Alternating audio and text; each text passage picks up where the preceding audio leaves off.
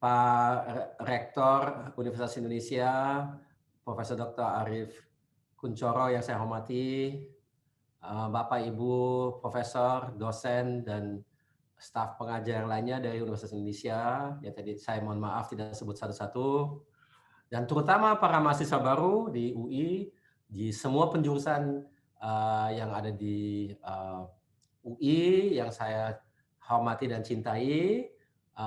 Assalamualaikum warahmatullahi wabarakatuh. Salam sejahtera, salam hormat, dan semoga kita tetap dalam keadaan sehat walafiat. Baiklah, sekarang saya mau sedikit cerita mengenai tema yang saya diminta untuk berpresentasi di sini, untuk memberikan masukan kepada terutama adik-adik, tapi juga kepada peserta pada umumnya, bagaimana sebetulnya kita harus lihat hal terkait dengan digital, terutama dengan digital yang disebut sebagai talenta digital, untuk kita bisa membentuk dan menggapai masa depan Indonesia yang secerah mungkin. Karena saya kira di saat pandemik ini dan bahkan sebelumnya, sebetulnya kita sudah sama-sama ketahui dan sepakati bahwa kita tidak bisa melarikan diri dari masa depan yang memang akan penuh sekali dengan digital. Saya tidak katakan di sini bahwasanya semua-muanya digital, tapi digital itu adalah satu bagian yang sangat substansial, yang sangat penting, yang perlu kita kuasai dan perlu kita terapkan dan perlu kita sebagai manusia yang produktif, yang unggul, dan yang inovatif perlu kita mengerti. Baiklah, presentasi saya bertema talenta digital sebagai driver atau pendorong kemajuan teknologi Indonesia. Dan saya di sini bicara sebagai ketua tim pelaksana Wantiknas, seperti kelihatan di slide saya yang pertama. Nah, di slide saya yang kedua, saya mau terangkan apa itu Wantiknas. Mungkin banyak di antara Bapak, Ibu, adik-adik tidak pernah dengar mengenai Wantiknas ini. Wantiknas itu singkatan Dewan TIK Nasional. TIK itu tidak lain daripada teknologi informasi dan komunikasi. Di antara teknologi-teknologi yang ada, yang paling terkenal saat ini mungkin internet, karena itu yang kita gunakan dalam keseharian. Nah, di slide kedua ini kelihatan strukturnya. Jadi Wantiknas ini ada dua tim, ada dua lapisan. Yang lapisan atas itu tim pengarah atau dalam bahasa Inggris steering committee, diketuai oleh Bapak Presiden sendiri. Terus ada beberapa menteri yang juga ada di situ, yang tiap berapa minggu, bulan kita jumpa. Itu Menteri PPN, Kepala Bappenas saat ini Dr. Suharto Monoarfa, ya. Dan sebelumnya semua Menteri Bappenas lainnya juga kita selalu koordinasi dengan mereka tentunya, karena mereka lah yang menjadi laporan kita langsung dari tim pelaksana. Nah, tim pelaksana itu yang di bawah, yang biru itu, saya di situ menjabat sejak tahun 2014. Jadi masih di zaman SBY, saya sudah diminta untuk membantu dalam hal ketua tim pelaksana Wantiknas ini. Kemudian timnya di tim pelaksana ini sangat plural. Jadi ada dari pemerintahan, ada dari bisnis, ada dari akademia, ada juga dari LSM, organisasi profesional. By the way, Pak Arief Kunchoro, Profesor Dr. Arief Kunchoro mungkin tidak sadar, tapi Bapak juga merupakan anggota dari tim penasehat. Di sini saya lihat itu ada Rektor ITB, Rektor UI, dan sebagainya. Mungkin suatu waktu kalau diperkenalkan, saya akan kulun nuwun untuk memperkenalkan diri dan untuk mohon bantuan Bapak dalam hal Wantiknas, karena ini banyak sekali hal yang perlu kita juga kerjasamakan dengan sektor akademia.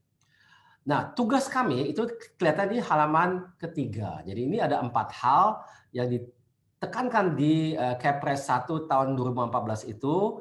Yang pertama, mohon dibaca saja yang gemuk, itu adalah merumuskan kebijakan umum dan arahan strategis. Itu untuk pemerintahan pusat. Dan yang kedua itu kita juga membantu dalam penyelesaian permasalahan strategis. Yang ketiga, kita melakukan koordinasi nasional itu di pemerintah pusat, misalnya antar kementerian yang kita sering lakukan. Seperti kita ketahui bersama, semua kementerian pasti ada unsur TIK-nya. Tidak mungkin tidak ada saat ini.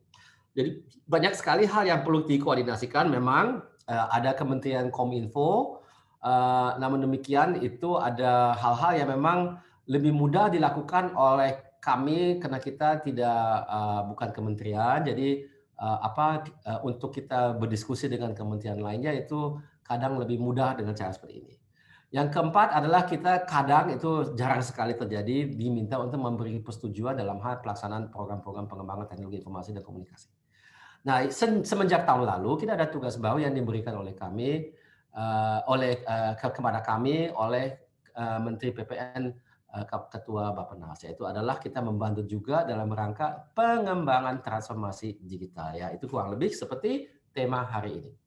Lanjut ke halaman 4 itu kelihatan di situ bahwasannya kita sebetulnya mengacu kepada apa yang pernah dinyatakan oleh Bapak Presiden tahun lalu pada tanggal 3 Agustus, jadi hampir 1 tahun yang lalu. Itu kurang lebih 5 langkah mempercepat transformasi digital. Jadi saya sekarang mau cerita sedikit mengenai transformasi digital itu.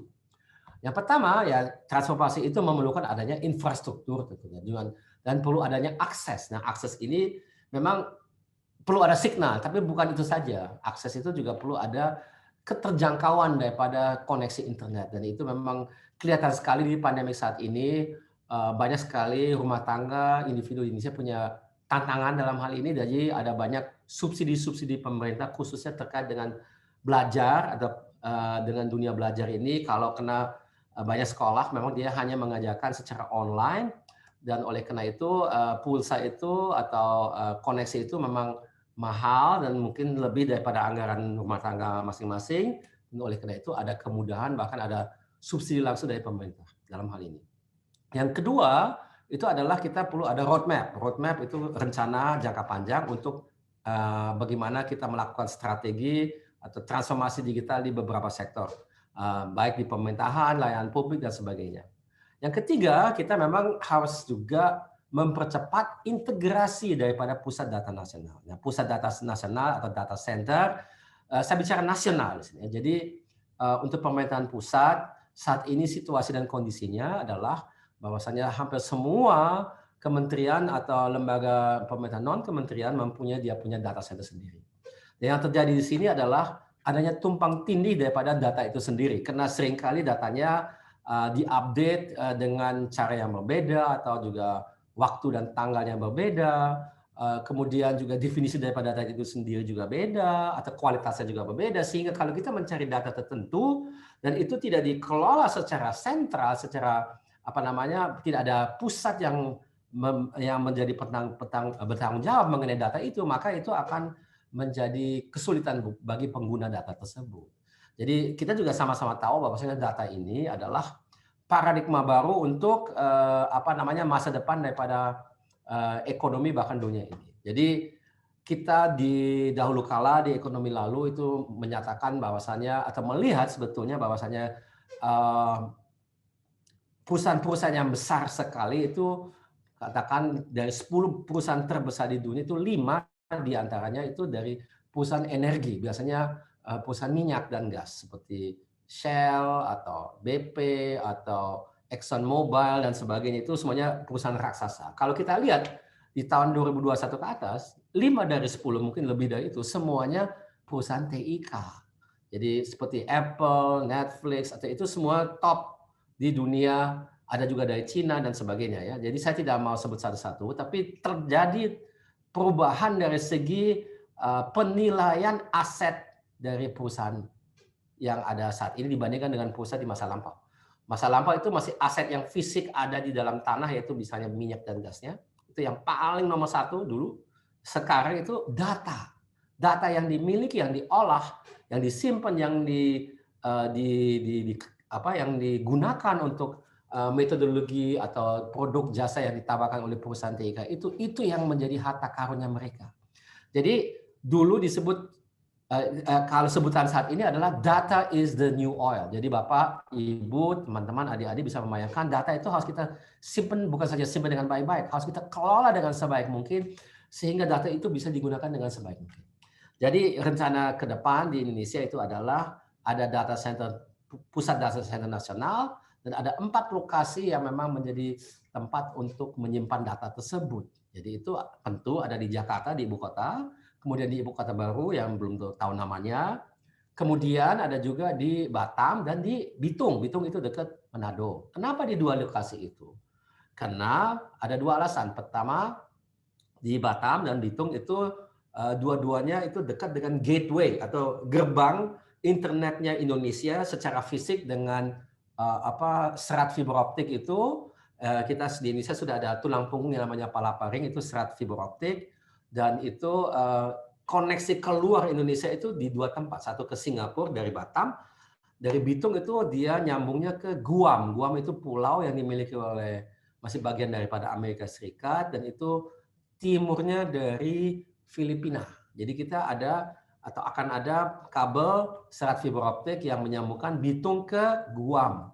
Sehingga internet di Indonesia ini bukan saja tersambungkan kepada internet luarnya melalui satelit atau juga melalui wireless, tapi juga pakai serat fiber optik itu di dua tempat itu. Jadi oleh karena itu di situ diperlukan adanya data center. Lain alasannya yang kedua adalah di Batam itu berlakunya ada Batam itu dari segi bencana alam itu aman, tidak ada gempa bumi, tidak ada gunung api, tidak ada tsunami dan sebagainya. Begitupun juga sebetulnya keadaan di ibu kota baru, bukan di Bitung. Bitung itu di Sulawesi Utara, di situ ada banyak bencana alam sayangnya, tapi tetap saja lokasi memang harus dipilih di situ. Baiklah, kita lanjut saja. Kalau kita lihat tren masa depan sebetulnya seperti apa, itu kelihatan di halaman 5. Nah, 6-nya itu adalah sebuah carikan kertas daripada Bapak Presiden yang pernah beliau menulis di Merauke pada tanggal 30 Desember tahun 2015. Itu kurang lebih menggambarkan seperti apa impian Indonesia bisa kita lihat ke depan. Ya, ini adalah impiannya Pak Jokowi untuk negara kita. Ditulis di Merauke pada tanggal 30 Desember 2015. Saya bacakan di sini. Ini susah dibaca, memang agak kecil. Sumber daya manusia Indonesia yang berdasarkan mengungguli bangsa-bangsa lain di dunia. Jadi kita ini kecerdasan ini memang harus unggul, dan di impian kita lebih unggul daripada bangsa-bangsa lainnya. Ya, saya pribadi ya paling tidak minimalnya sama dengan yang lainnya. Kalau bisa lebih baik, tapi ya kalau kita sudah sama dengan yang terbaik di dunia itu sudah baik sekali.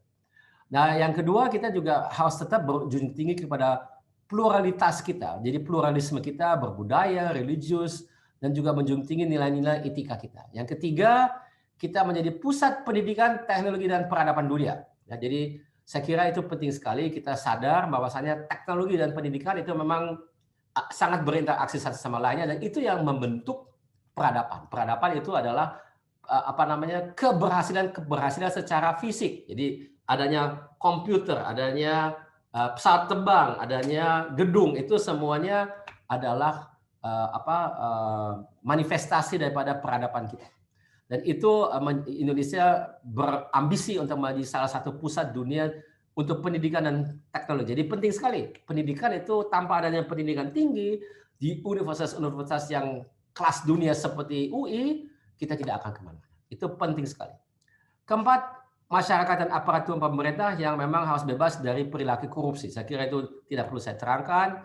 Terbangun infrastrukturnya merata di seluruh Indonesia, saya kira juga jelas. Keenam, Indonesia menjadi negara yang mandiri dan negara yang paling berpengaruh di Asia Pasifik. Nah, di situ kelihatan kita sadar memang mengenai lokasi kita. Asia Pasifik, bagian baratnya, kita memang harus berperan. Dan kita memang sudah berperan karena kita negara yang keempat besar di dunia dari segi jumlah populasi. Jadi itu saat ini ekonomi kita sudah menjadi bagian daripada 20 ekonomi terbesar di dunia, sekarang di peringkat ke-16 kalau tidak salah. Kedepannya kita diharapkan satu ketika mungkin tahun 2030 ke atas sudah top 10 dan suatu ketika mungkin top 5. Nah, ini saya kira menjadi manifestasi daripada kita menjadi satu negara yang kuat, yang pengaruh di Asia Pasifik. Yang terakhir, kita menjadi barometer pertumbuhan ekonomi dunia. Jadi kalau kita lihat ekonomi dunia ini, orang akan berpandang ke Indonesia, bagaimana Indonesia? Kalau Indonesia itu ada kesulitan, ada kemungkinan dunia juga dalam keadaan kesulitan. Dan sebaliknya kalau Indonesia oke-oke aja, bagus, kemungkinan dunia juga akan bagus. Nah, ini saya kira itu yang dimasukkan dengan barometer. Jadi kita menjadi semacam tolok ukur, dan tentu itu tidak secara absolut bisa diterapkan dimanapun saja. Tapi untuk mengerti kesehatan ekonomi dunia ini, Indonesia selalu dilihat sebagai salah satu contoh yang perlu dimengerti oleh para ekonom. Baik, saya kira di halaman 7, ini kalau kita mengingat apa yang dinyatakan oleh Presiden Jokowi di halaman ke-6 ini, di halaman 7 itu disebut banyak sekali tren dari segi sains dan teknologi yang saya lihat itu di tahun 2045. Dan ini yang jelas harus kita sadari, semuanya itu akan didorong oleh digital. Jadi digitalisasi daripada data dan daripada itu menjadi dasar dari semua teknologi yang kita bisa bayangkan di tahun 2045. Dan digital itu tentu akan mengalami adanya perubahan dari segi misalnya kecepatan daripada komputer atau juga keterjangkauan daripada jasa terkait dengan digital ini. Jadi atau juga kehadiran teknologi itu bisa dirasakan, bisa dialami di mana-mana saja. Jadi bisa di mana dengan kecepatan yang sangat-sangat memuaskan dengan kualitas yang sangat-sangat baik. Saya kira itu semua harus kita bayangkan mungkin sebelum tahun 2045 sudah terjadi, tapi saya kira yang pasti tahun 2045 ini di mana Indonesia akan berusia 100 tahun itu menjadi tulang punggung daripada teknologi dan perkembangan teknologi dan sains ke depan. Jadi everything will be digital driven. Di situ ditulis beberapa, Bapak Ibu, teman-teman bisa baca sendiri, saya bacakan beberapa, robotik, sistem autonomous, additive manufacturing, yaitu misalnya 3D printing, analytics, terutama data analytics, kemudian juga human augmentation, jadi seperti augmented reality dan sebagainya, mobile and cloud computing, medical advances. Saya kira tidak perlu saya bacakan semuanya, tapi ada juga yang non-IT di bawah ini kayak advanced material, di situ bisa misalnya biomaterial, novel weaponry, jadi senjata yang canggih, hal terkait dengan angkasa, luar angkasa, space, dan juga synthetic biology dan lain sebagainya. Saya kira ini penting kita sadari. Dan kalau lihat di sebelah kanannya, ini tahun 2020 itu tidak ada di situ, tapi mungkin mendekati 2025, jadi agak lumayan informasi yang sudah kita simpan, sudah dalam unit exabyte, yaitu kurang lebih 1.000.000.000 gigabyte. Jadi 213.000 dan sekian di tahun 2025. Kalau kita lihat jumlah data yang diantisipasikan pada tahun 2045 itu sudah berkali-kali lipat daripada data yang ada disimpan secara digital. Saya katakan digital berarti masuk dalam komputer, itu beda dengan data yang kita simpan di perpustakaan secara analog. Jadi itu kan buku misalnya, itu bukan digital data. Kalau itu ada e-booknya itu menjadi digital data.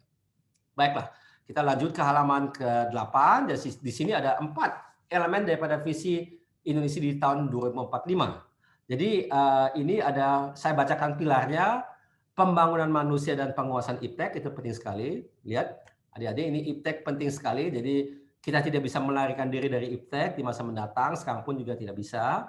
Yang harus kita tambahkan dan harus kita perkuat adalah literasi teknologi atau juga literasi digital yang agak berbeda sedikit, tapi digital itu bagian terkait dengan teknologi itu sangat-sangat kental. Yang kedua itu adalah pembangunan ekonomi yang berkelanjutan, sustainable. Dan untuk mencapai hal tersebut harus kita sadar, ekonomi yang berkelanjutan adalah ekonomi yang inovatif. Karena selalu akan ada masalah, tantangan-tantangan yang memang kita tidak langsung bisa menemukan jawabannya, dan sebagai ekonomi kan harus menawarkan produk dan jasa yang berkelanjutan, dan itu memang kadang memerlukan adanya inovasi yang disruptif atau juga yang organik. Ya, dua-duanya itu diperlukan. Saya kasih contoh, kalau kita misalnya tidak berinovasi dengan internet ini untuk memberikan pelajaran online di situasi kondisi seperti COVID ini, ya masalah yang dimana kita terjangkit satu sama lainnya, kalau kita hadir secara fisik itu tidak bisa kita selesaikan. Jadi biarpun teknologi ini sudah dikenal sebelumnya, tapi kita baru bisa merasakannya secara massal dan secara agak lama dari segi waktunya itu baru di masa pandemik ini. Jadi inovasi terkait dengan online learning itu baru kita rasakan saat ini. Padahal teknologinya sudah lama ada. Tapi memang tanpa itu tidak mungkin kita melanjutkan sekolah dan universitas seperti kita sudah lakukan sebelumnya dengan cara fisik, memang harus ada solusinya. Dan itu hanya bisa kita temukan dengan adanya inovasi. Dan inovasi itu seperti kelihatan di sini, memang banyak sekali, tidak semuanya, tapi banyak sekali itu terkait dengan teknologi. Yang ketiga adalah, ya tadi kan jelas, kita harus human capital atau pendidikan manusia itu penting sekali, dan dalam hal ini epteknya harus kita kuasai. Ekonominya harus kita buat secara sustainable dan dalam hal ini harus inovatif. Yang ketiga, kalau ekonominya sudah bagus, sudah PDB-nya, produk domestik brutonya sudah tinggi, tetap saja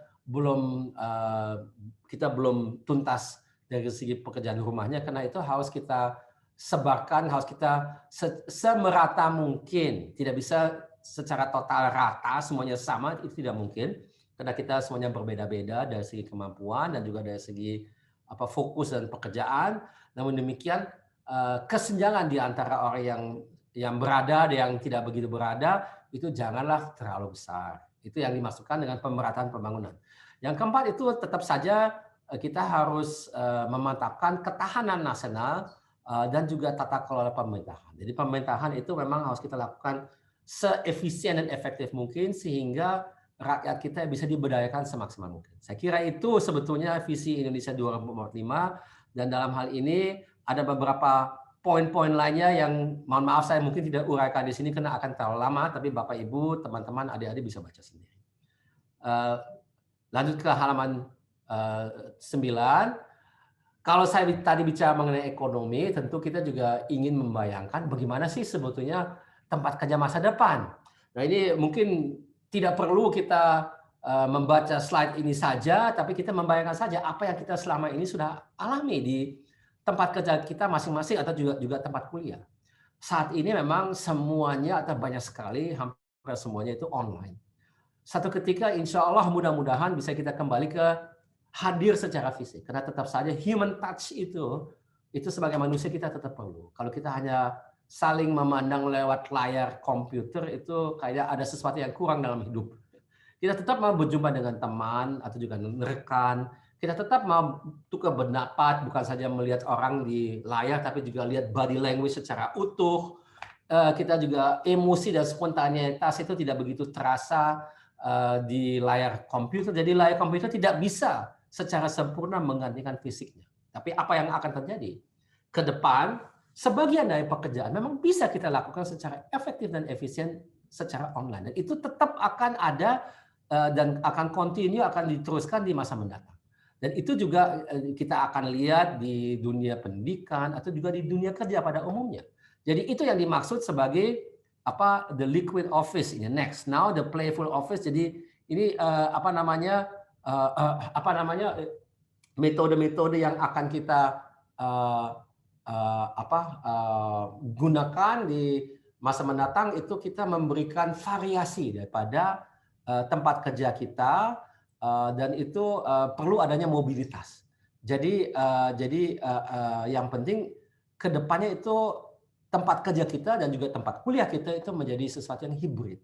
Ada yang menggunakan istilah blended, ada yang hibrid dan lain-lain. Tapi yang jelas kedua metodologi hadir secara fisik atau hadir secara virtual akan menjadi bagian terintegrasi dalam dunia kita di masa mendatang, baik kita kerja, kuliah, atau kita juga kumpul-kumpul dengan teman-teman, dan lain sebagainya. Itu adalah penting, dan yang paling penting kita harus selalu perhatikan bahwa saya desain daripada proses kerja kita itu selalu harus memusatkan manusia itu menjadi nyaman dalam lingkungan itu, atau kita sebut itu sebagai, di sini ditulis sebagai human centric design.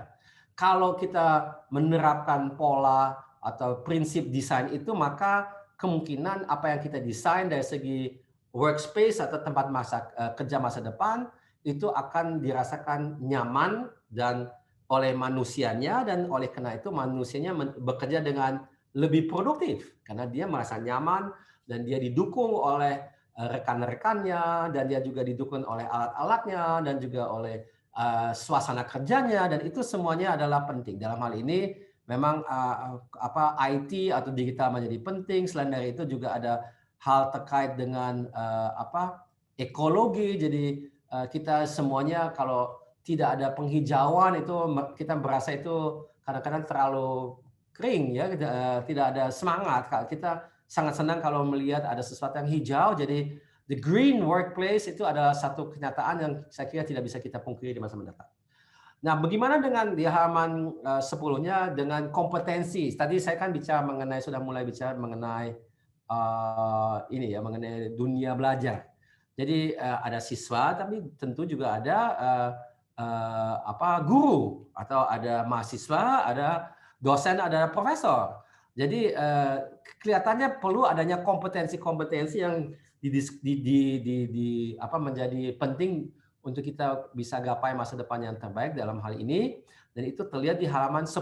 Jadi ini adalah bagaimana saat ini pengertian dunia terhadap kompetensi yang diperlukan. Yang jelas kompetensi digital itu sangat penting, dan peranan daripada si pendidik itu atau guru atau dosen atau profesor itu kedepannya nilai tambah yang dicari itu lebih ke menjadi membimbing, membina si siswa atau mahasiswa itu secara individual dengan kekurangan-kekurangannya. Bukan saja mengajarkan kursus atau mata kuliah yang dari tahun ke tahun bahannya berulang-ulang lagi. Jadi memang tentu selalu akan ada pertanyaan-pertanyaan yang mungkin unik dari tahun ke tahun. Saya sendiri juga pernah jadi dosen cukup lama di Jerman dan Indonesia. Dan memang itu menarik, tapi banyak memang rutin ya. Jadi banyak orang berpikir kalau memang demikian, kenapa tidak waktunya si pengajar itu lebih difokuskan untuk langsung membantu mahasiswanya benar-benar mengerti dan memahami apa yang harus belajar oleh yang bersangkutan, daripada memberikan pelajaran itu bisa direkam atau bisa on demand, online dan sebagainya. Itu tidak mutlak perlu manusia di situ. Dan saya kira itu bisa juga membantu kita di Indonesia untuk menanggulangi masalah kesenjangan kualitas pengajar yang memang ada diskrepansi dari daerah ke daerah. Jadi ada daerah di Indonesia yang memang banyak sekali pengajar yang sangat berkualitas tinggi, ada yang tidak begitu. Itu pun juga bisa berubah dari universitas ke universitas, biarpun satu kota. Jadi untuk menanggulangi hal terkait dengan kesenjangan kualitas itu, online teaching itu bisa menjadi salah satu solusinya. Atau juga digital teaching, di mana satu mata pelajaran itu direkam dan bisa dilihat oleh siapapun saja di Indonesia atau juga di dunia kalau diperlukan. Nah, satu tren baru lainnya, ini saya lompat langsung ke halaman 11, itu terkait dengan ini saya lompat-lompat, mohon maaf, saya mau ceritakan mengenai tren di masa depan ini, tentu dengan adanya fokus ke dunia pendidikan.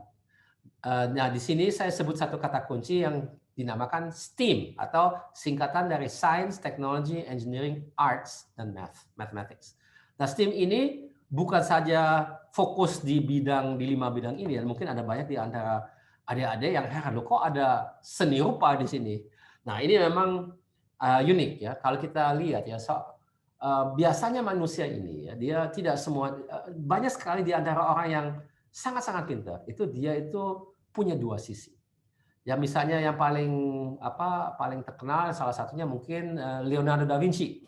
Beliau itu seniman yang membuat lukisan yang sangat indah, yaitu adalah Mona Lisa yang bisa kita lihat di Museum Louvre di Paris. Tapi beliau juga insinyur, juga membuat desain untuk glider, jadi seperti pesawat terbang tanpa engine, tapi dia bisa dalam bayangannya bisa terbang lompat dari bukit ke bawah ke kaki bukitnya. Itu tidak pernah dicoba, tapi dia udah buat desainnya gitu ya. Jadi dalam hal ini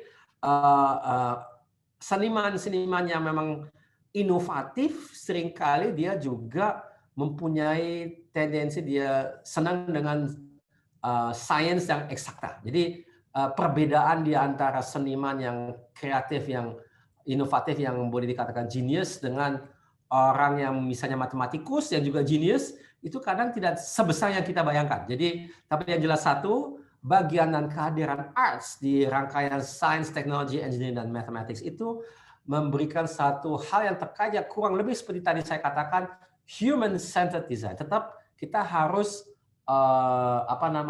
harus memberi jasa kepada manusianya sehingga manusia di situ merasa nyaman. Gitu. Jadi itu memerlukan adanya bagian terkait dengan seni rupa, itu juga bisa meningkatkan, memaksimalkan kreativitas kita sebagai manusia. Jadi sains itu juga harus memperhatikan seni rupa dalam hal ini. Dan saya kira yang juga perlu saya sebutkan di sini adalah STEAM itu bukan saja fokus seperti tadi saya sudah mulai ceritakan kepada bidang-bidang ini, tapi juga cara belajarnya berbeda. Jadi cara belajarnya adalah bukan belajar per disiplin saja, tapi justru project based learning. Saya ini pernah mendirikan sekolah di sekitar Jakarta, sekolah atau madrasah dalam hal ini dengan teman-teman, dan sekolah itu mengacu kepada metodologi STEAM dengan project based learning dari SD kelas 3 atau 4 kalau saya tidak salah ingat. Jadi tiap minggu di akhir minggu itu ada satu proyek yang harus dikerjakan di mana terjadi satu sintesis daripada apa yang mereka sudah belajar sebelumnya, kemudian dia terapkan, kemudian dia harus presentasi kepada kelas dan kepada gurunya. Itu tiap minggu.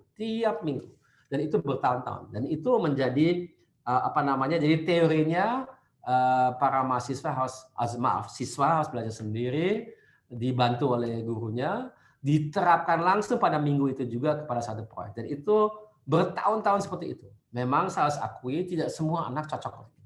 Sebelum seorang anak itu dia boleh ikut dengan sekolah kita itu ada psikotes. Ada yang cocok, ada yang tidak cocok. Tapi bagi yang cocok, kita sekarang sudah berdiri 17 tahun, jadi sudah ada beberapa generasi yang sudah masuk ke beberapa universitas. Saya tidak tahu apa ada yang masuk ke UI, insya Allah ada, tapi saya tidak tahu persis itu. Tapi yang jelas satu, hasilnya bagus sekali. Jadi memang saya sendiri juga tadinya ada keraguan apa itu bisa berjalan dengan baik atau tidak, tapi ternyata bisa, sangat bisa. Dan satu hal yang kita perhatikan itu adalah bagi anak-anak yang melalui STEAM-based education ini, mereka itu secara naluriah lebih gampang belajar hal terkait dengan teknologi karena tidak abstrak, tidak terlalu abstrak. Dia langsung tahu ini untuk apa dan dengan itu dia lebih hafal dan dia lebih inovatif menerapkan teknologi tertentu itu untuk hal-hal yang dia bayangkan diperlukan di masa depan mereka. Jadi mereka itu lebih hands on ya. Dan oleh karena itu, tapi teori tetap saja mereka harus belajar. Tapi kombinasi itulah yang membuat STEAM-based education itu sangat kuat. Nah sekarang saya lompat ke halaman 12. Apakah di Indonesia kita siap dengan tren-tren seperti ini? Nah kita lihat halaman 13. Ini ada beberapa perbandingan. Dan memang sayangnya kita kayaknya masih banyak PR yang kita harus lakukan. Ini apa itu Digital Competitive Index, kita rankingnya sangat rendah. Global Talent Competitive Index rendah. Human Development Report juga relatif rendah. Jadi marilah kita bersama-sama memperbaiki kualitas daripada SDM kita, terutama ya terkait dengan ini. Dia harus lebih berdaya saing tinggi, harus mengerti bagaimana berdaya saing juga dalam kaitan digital. Dan kalau Human Development Report itu mungkin lebih luas. Itu bukan saja daya saing dalam kaitan ekonomi atau digital, tapi itu lebih luas. Tapi di situ juga kelihatannya kita masih ada banyak ruang untuk adanya perbaikan. Jadi di halaman 14 itu kelihatan memang ini penting. Pengembangan SDM IT atau TIK itu tidak bisa kita tunda-tunda lagi.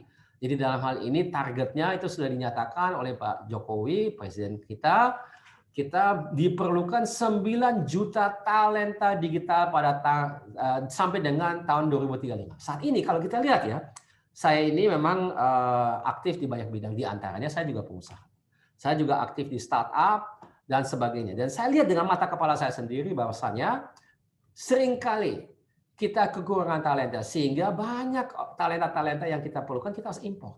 Sayang ya, padahal kita banyak sekali anak muda yang cemerlang, yang pintar. Tapi ya kalau diperlukan adanya keunggulan, yang diperlukan itu bukan fresh graduate, tapi orang yang berpengalaman, yang punya senioritas tertentu. Nah itu di Indonesia masih kurang.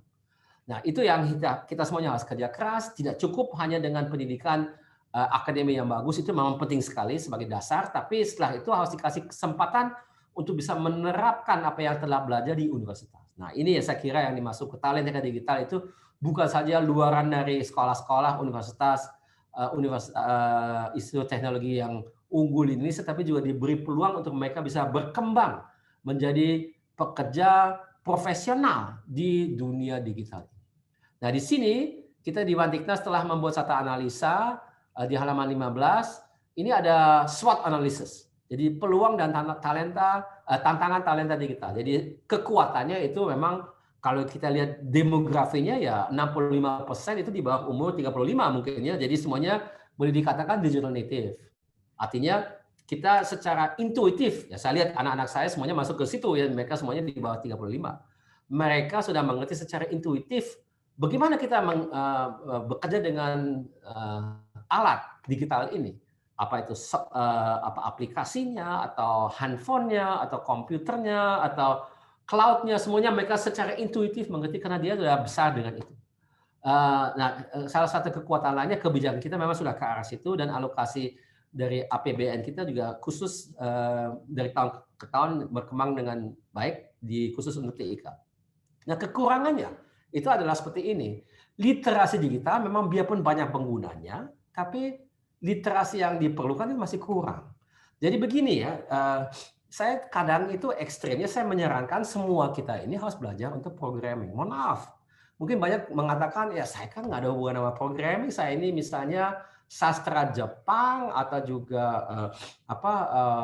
budaya atau ini, biarlah yang lain yang belajar programming, saya tidak perlu buat saya. Nah, ini saya kira ini adalah jebakan. Kenapa?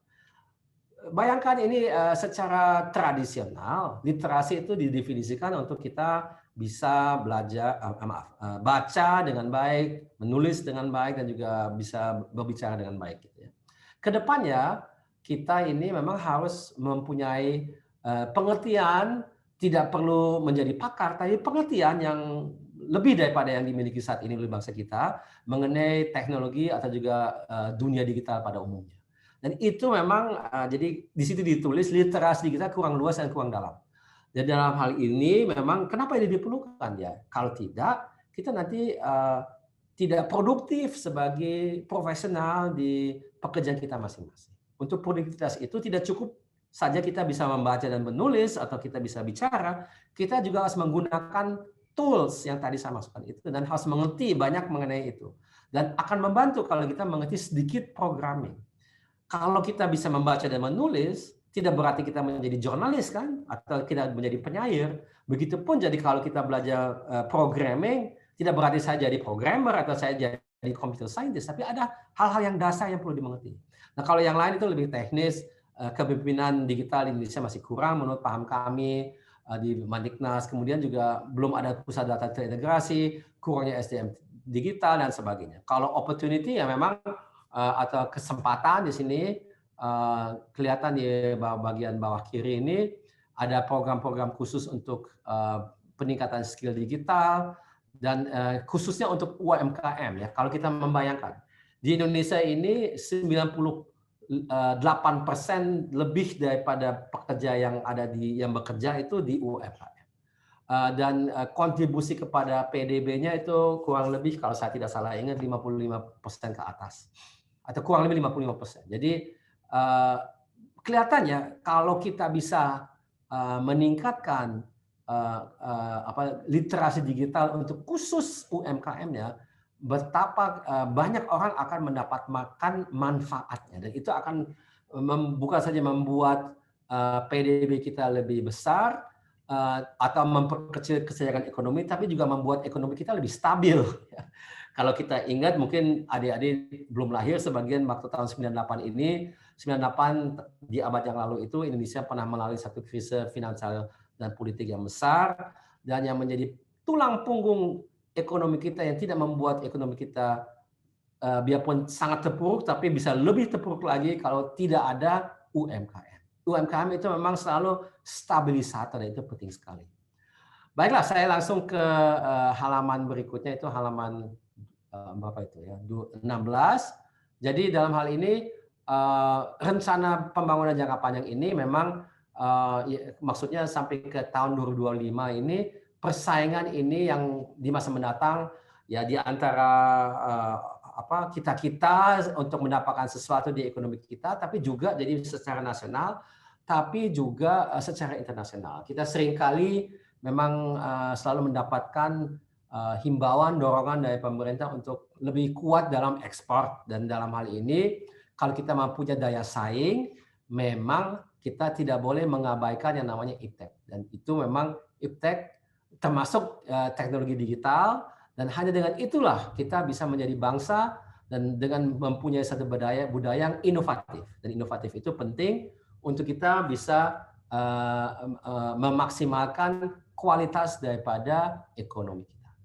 Dan dalam hal ini saya kira saya sudah tiba di akhir daripada presentasi saya. Ini sebagai penutup, Bapak Ibu, teman-teman bisa lihat ini ada kurang lebih ringkasannya. Jadi pertama, TIK ini memang memiliki peranan penting dalam pemulihan ekonomi nasional dan sebagainya.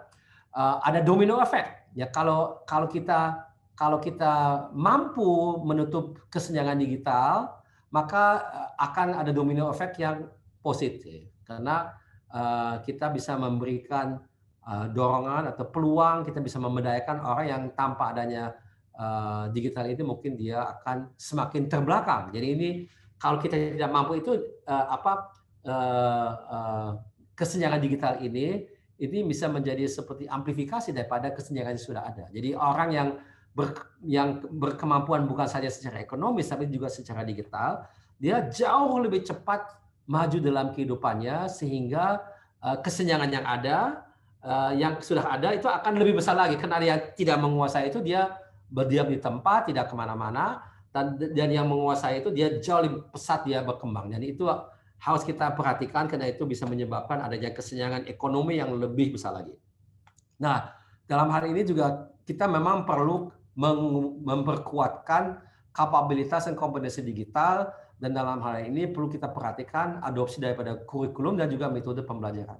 Dan yang terakhir ini kita harus memang seperti diminta berkali-kali oleh pemerintah kita mempercepat pertumbuhan SDM digital kita untuk kita seperti tadi sudah dikatakan juga lebih banyak bisa melakukan inovasi-inovasi nasional atau lokal untuk bisa menyelesaikan masalah tantangan yang kita hadapi dan juga memenuhi kebutuhan kita di masa mendatang. Terima kasih. Ini di halaman yang paling terakhir ini kelihatan beberapa produk dari kami, dari Wantiknas. Kalau Bapak Ibu, teman-teman, adik-adik mau lebih banyak dapat informasi dari kami, silakan sudah mampir di website kami di sini www.wantiknas.go.id. Terima kasih atas perhatian. Mohon maaf kalau ada khilaf. Wabillahi taufiq wal hidayah. Wassalamualaikum warahmatullahi wabarakatuh. Salam sehat. Terima kasih.